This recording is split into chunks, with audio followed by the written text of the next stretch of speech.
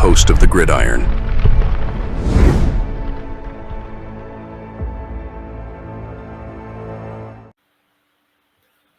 Oh my God. Talking about that 2022 draft class. I'll tell you what, it's not shaping up to be a thing of beauty. I can tell you that much. I can frickin' tell you that much. Holy cow. I mean, we have McKethan and Ezeudu and Neal. I mean, we took three offensive linemen in that draft, and wow. Oh my goodness. Oh my goodness. Let me see. Do I got it here? Yeah, there we go. Yeah. All right, we got. Okay, so let's see if I can share. I'm going to share my screen here. Let me pop this up here. Let's see. Share screen. What do we got here? Okay, we go. Sure. All right. Let's zoom in here. All right, so we're zooming in here on the 2022, right? I mean, yeah, unfortunately, Beavers, unfortunately, yeah, injury, and, it is what it is.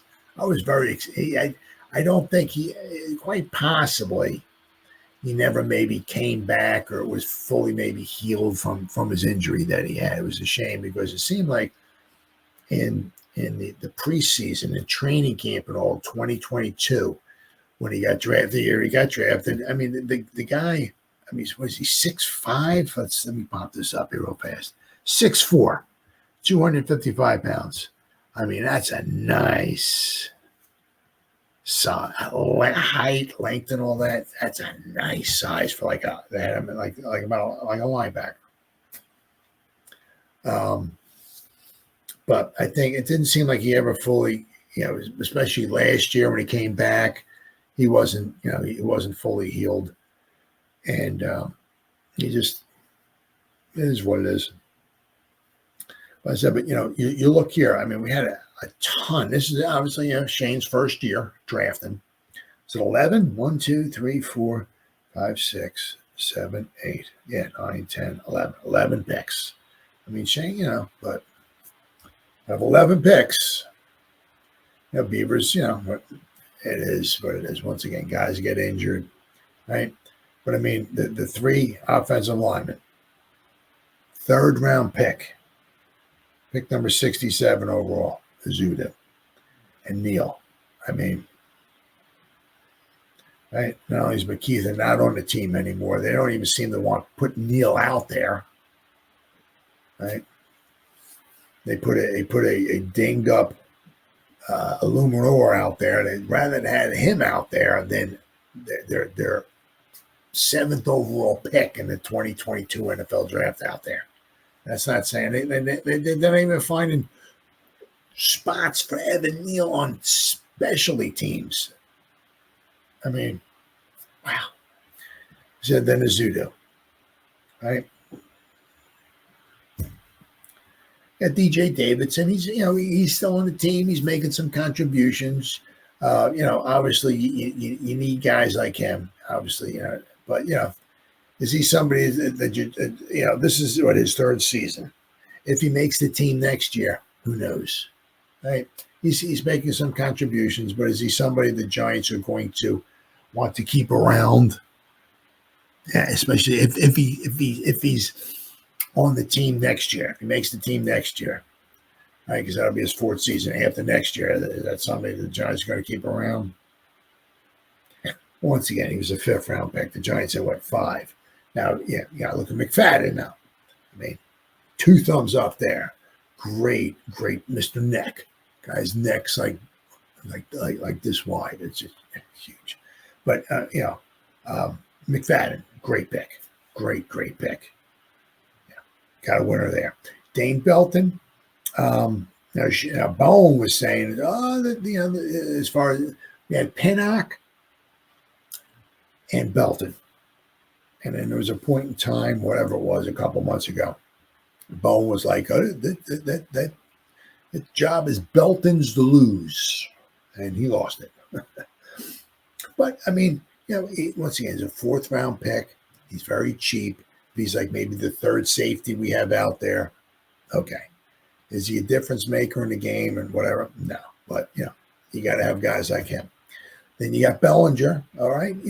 Now I'm not exactly sure really what happened to him. I mean, he got poked in the eye. I don't know if that had anything to adding any type of difficulty to him. I don't know. Who knows?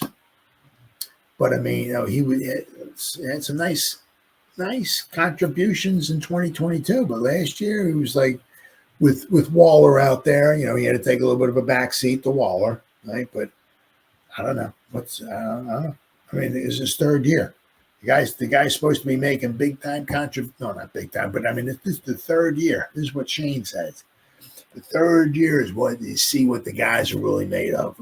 First and second year, they're kind of working their way, through things, working their way up. But usually by the third year is about where they're going to be. And I don't know. Cordell Flott has some good moments. He certainly has some good moments out there without question. But the guy is so thin and fragile and frail and whatever else you want to call. Yeah. The guy's like a walking injury, and he's all listed. I think he's listed once again on the injury report here. Let me see here.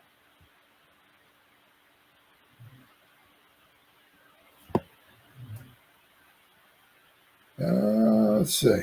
I swore I saw him on an injury report. It was limited. Yeah, groin. Yeah, I mean the guy. Once again, the guy he's always getting injured. So small, fragile.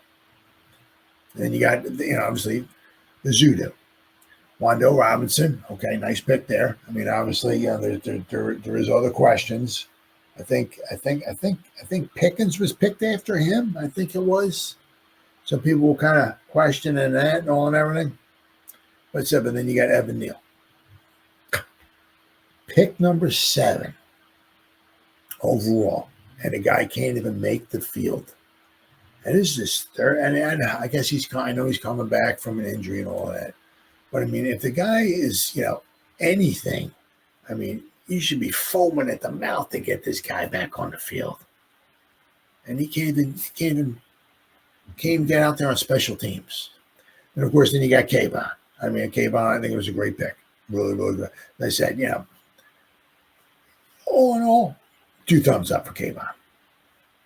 Right? Is he as maybe as dominating as you'd like the guy to be at number 5? Well, no, but all in all, I think Kayvon is a really good player.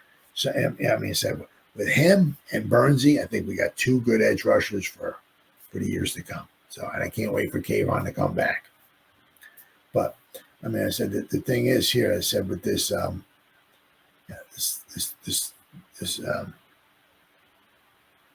the draft class. I mean, the 2022 draft class. It's like we got 11 picks, and it's like almost like one by one. They're just like disappearing, not playing, not starting anymore. 11 picks. Didn't do a good job. Now, also to be fair with Shane, he just came in. I don't know what it was, like January, whatever it was, exactly when he got hired. He didn't, the scouts and stuff, he didn't know who they were, didn't meet them. He had to meet his scouts. And unfortunately, after the scouts had already written a lot of their reports on the guys, football was over with. College football was over with for the most part. And also, to give Shane maybe a mulligan on a 2022 class, well, because, that I think he brought some of his own guys in. So we're seeing a little bit of change in the guards for the 2023, the draft class and this one here. The 6 guys he got this year seemed like really, really good. I mean, with Malik, Newman, Phillips, Tracy, Musal. Okay, but once again, I think it was a 6th-round pick. Theo Johnson. I mean, why isn't I think that was Theo in the middle of the field at the end of the game when Daniel threw the interception. Why isn't Theo getting any receptions? Well, maybe that's because the quarterback's not throwing the ball. Guy's wide open in the middle field. Oh, let me just throw it here. Now, I think it looked like he was getting rushed. So maybe, yeah, obviously that's why he threw it. And he thought maybe Wilt Chamberlain was out there. He could jump up 13 feet in the air and pull that in. But it is what it is. But, I mean, Theo was right in the middle of the field there.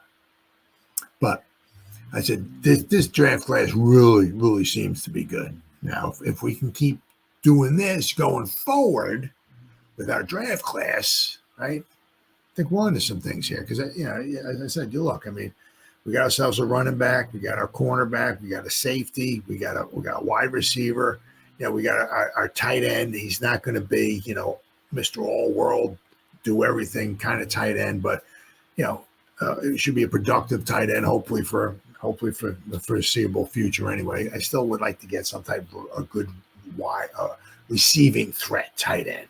That would be nice. Another weapon. Theo Johnson's somebody who's out there. He's not like a major weapon. But I said this year's draft class pretty good. But I said the 2022 draft class, wow. And I said I put those guys' names up there. It's like Ezeudu, McKethan, Neal. It's like we had 11 picks. We took 3 offensive linemen. And it's like, so, and it doesn't mean Ezeudu, if we let him go, or Neal or whatever, that means doesn't mean they won't go someplace else and look decent. Because that's been done before with the Giants. We'll let guys go or whatever, we don't resign or whatever, and they go elsewhere and they wind up doing pretty good. So doesn't mean they won't do well elsewhere. But I mean, as of right now with the Giants, it's like, especially Neal, pick number 7 overall, and you can't even get the guy on the field. Wow. That is horrible.